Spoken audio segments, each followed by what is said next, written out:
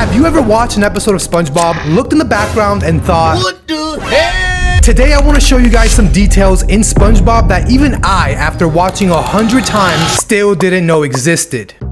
The first episode I want to talk about is Squilliam Returns. There's this really funny part where Squidward, feeling down about his job, steps outside the Krusty Krab and bam, he runs into Squilliam Fancy Son, his old high school rival. Squilliam's there showing off about his rich, crazy lifestyle, you know, his private yacht, his mansions, all that. And Squidward, he totally freaks out, not wanting Squilliam to see him in his work uniform. He was just about to ditch his Krusty Krab hat when Squilliam spots him. On your lunch break, Squiddy? Yes, I mean, no. I know for a fact you've seen this episode, but the hilarious detail that I bet you missed is one of the fish hanging out with Squilliam is actually dressed in SpongeBob's clothes. But it's a fish version of it. I think it's just a funny little detail they slipped in there, but Squidward doesn't even notice it. He just tries to play it all cool, but then, you know, he gets super embarrassed.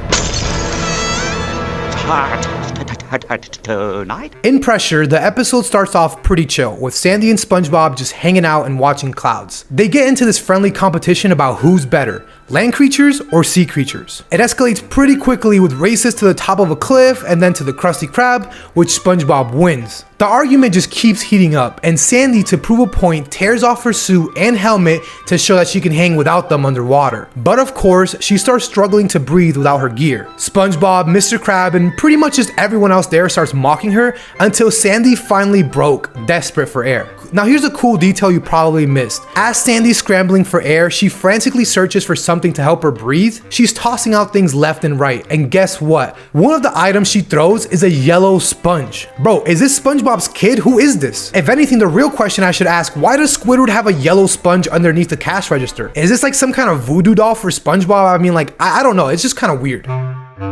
Now, the opposite day episode, things get even more weird. Honestly, this entire episode is full of Easter eggs, but there is one specifically I want to talk about. The whole mess starts with Squidward. He's fed up with SpongeBob and Patrick's antics and decides to move out. But being worried that SpongeBob and Patrick might mess up his chances at selling the house, he comes up with this crazy idea to trick... What the is going on out there, bro? So he comes up with this crazy idea to trick SpongeBob and Patrick into celebrating opposite day. Squidward tells SpongeBob that opposite day, everyone acts the opposite of how they usually do. SpongeBob, totally buying it, decides he's gonna be grumpy and do nothing all day. But then he goes off the rails, doing the opposite of everything, like acting as Gary's pet. Bro is weird. I'm just kidding, SpongeBob, I love you. Now, SpongeBob starts teaching Patrick how to talk and act backwards as part of this opposite day game. They start speaking pretty much gibberish, or so it seems. Now,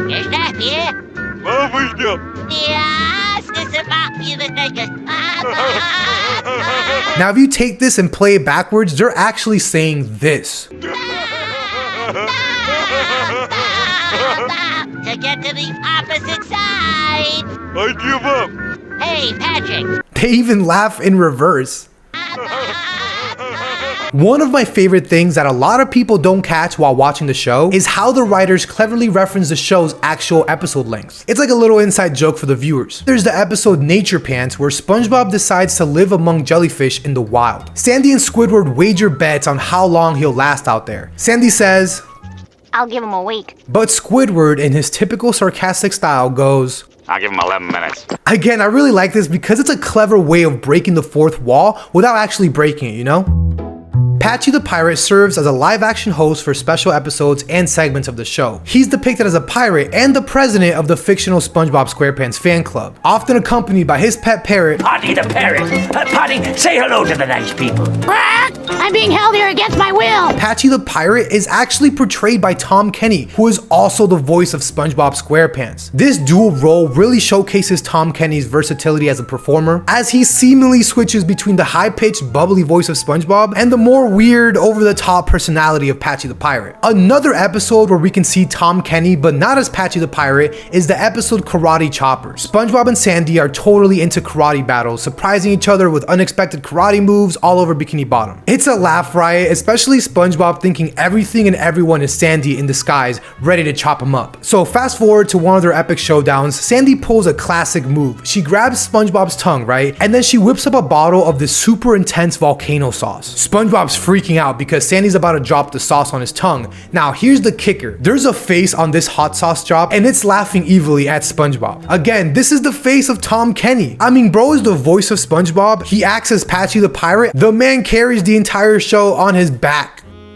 In No Free Rides, the episode starts with SpongeBob once again failing his driving test at Mrs. Puff's boating school. Despite failing, SpongeBob is very optimistic about another year at boating school. But Mrs. Puff is, well, let's just say a little less thrilled about this idea. She decides to give SpongeBob an extra credit assignment, which is basically to write a short essay on what he's learned in boating school. SpongeBob struggles to even write this simple assignment, leading to Mrs. Puff passing him just to get rid of him. However, she quickly regrets this decision, worrying about the havoc SpongeBob could wreak on the road. She's relieved initially to realize that SpongeBob doesn't have a boat to drive, but SpongeBob and his parents planned a surprise at Mrs. Puff's home with a cake to thank her for passing him. When Mrs. Puff gets there, she is stunned to find SpongeBob and his parents in her living room. And here's the small Easter egg.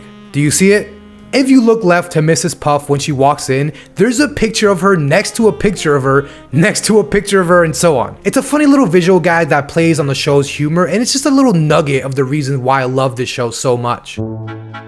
You probably hear Mr. Krabs say SpongeBob B-Boy one too many times throughout the show. But did you know that was SpongeBob's original name? A lot of people don't know this, but the character of SpongeBob SquarePants was originally going to be named, wait for it, SpongeBoy. However, the name SpongeBoy was already trademarked by a mop product. As a result, the creators of the show had to come up with a different name, and that's how SpongeBob came to be. This little tidbit about SpongeBob's original name is one of the many interesting facts about the show's development and history, and honestly, it's neat to see how the creators worked around the trademark issue while still paying homage to the character's original name.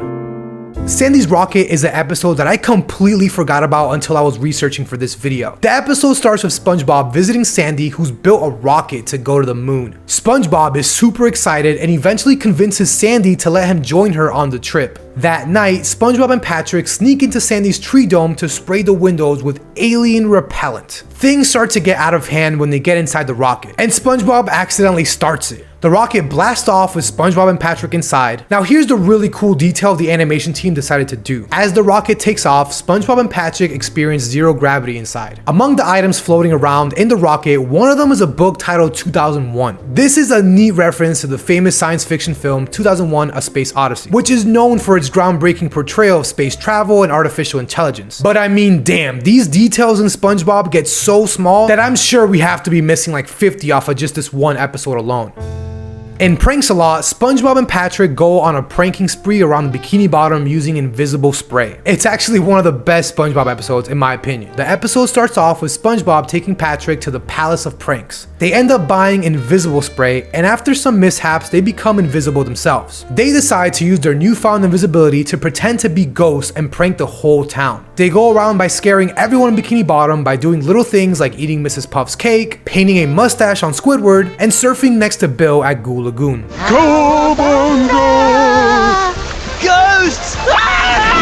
The whole town is terrified, thinking there's an actual ghost haunting them. Now, about 7 minutes into the episode, SpongeBob and Patrick, still invisible, are reading a newspaper which has an article about their pranks. The newspaper headlines reads, "Krabs last to be haunted." And there's a quote from Mr. Krabs saying, "I ain't afraid of no ghost." This is just a hilarious reference to the famous line from the Ghostbusters movie. Guys, there are hundreds of interesting details in SpongeBob that we miss on a daily basis. If you guys have any ones that you've personally found or heard of, let me know in the comment section down below and maybe I'll make a part 2. But with all that being said, I will see you guys in the next one.